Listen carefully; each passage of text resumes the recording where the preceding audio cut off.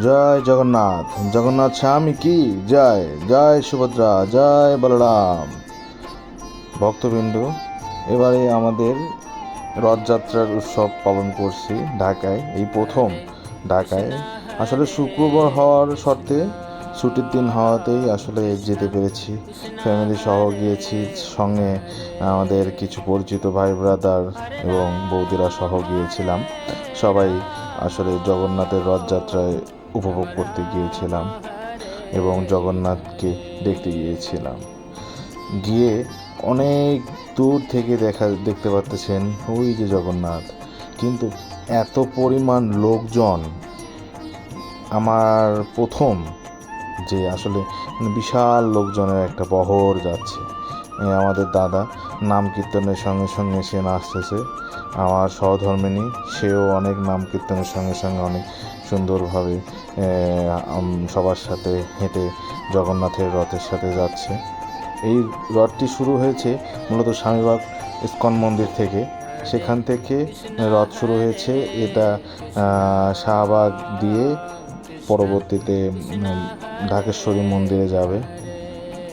দেখেন দাদা কত মধুর, কত যে আপন মনে নৃত্য করতেছে তার ছেলেকে ঘাড়ে নিয়ে।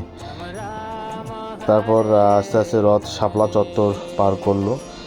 আসলে এই রথের ব্যাপারটা হচ্ছে যে অনেক সময় দেখা যায় আমরা অনেক কিছুর ছলে হয়তো বা মন্দিরে যেতে পারি না, তো তখন ভগবান জগন্নাথ নিজেই সব তার ভক্তদেরকে দেখা দেওয়ার জন্য রাজপথে নেমে আসে।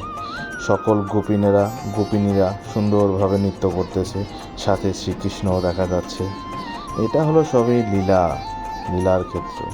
আসলে জগৎ যার, সেই তো জগন্নাথের কৃপার মহিমা অনেক।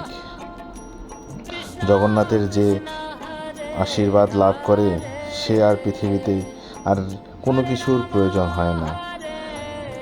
সকলে একবার মন খুলে বলে ফেলুন, জয় জগন্নাথ। ছোটবেলা থেকেই রথযাত্রা দেখতে আমার খুব ভালো লাগে। সেই সূত্রে এবারে প্রথম এই ঢাকা শহর, বাংলাদেশের রাজধানী ঢাকাতে রথযাত্রাতে এসেছি। শুক্রবার হওয়ার সত্ত্বে অফিস বন্ধ, এই জন্য আসলে ভগবানের কৃপায়, ভগবানের ডাকে আমি ভগবানের দর্শন করতে এসেছি। ভগবান আসলে না চাইলে এত বড় রথযাত্রায় কেউ সামিল হতে পারে না। সব কিছুই ভগবানের ইচ্ছা।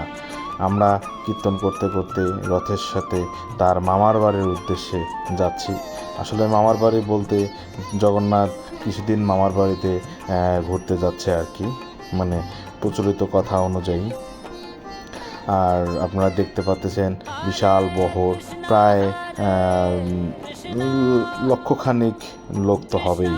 এইখানে একটা মন্দিরের ব্যানার দেখা যাচ্ছে, হে প্রভু, হে জগন্নাথ, তুমি সকলকে ভালো রাখো, সকলকে সুস্থ রাখো, সকলকে তাদের নিজস্ব মনুষ্যত্ব ফিরিয়ে দাও প্রভু, সকলের পাপ থেকে তাদেরকে মুক্ত দান করো। হে প্রভু, তোমার কাছে এই মিনতি করি। এই ভিডিওতে যদি কখনো কোনো ভুল উচ্চারণ বা ভুল কথা বলে থাকি, নিজে গুণে ক্ষমা করে দেবেন। আর কে কোথা থেকে দেখতেছেন দয়া করে কমেন্ট করে জানাবেন এবং পাশে থাকবেন। বলে আবার পেনছি একবার, জয় জগন্নাথ।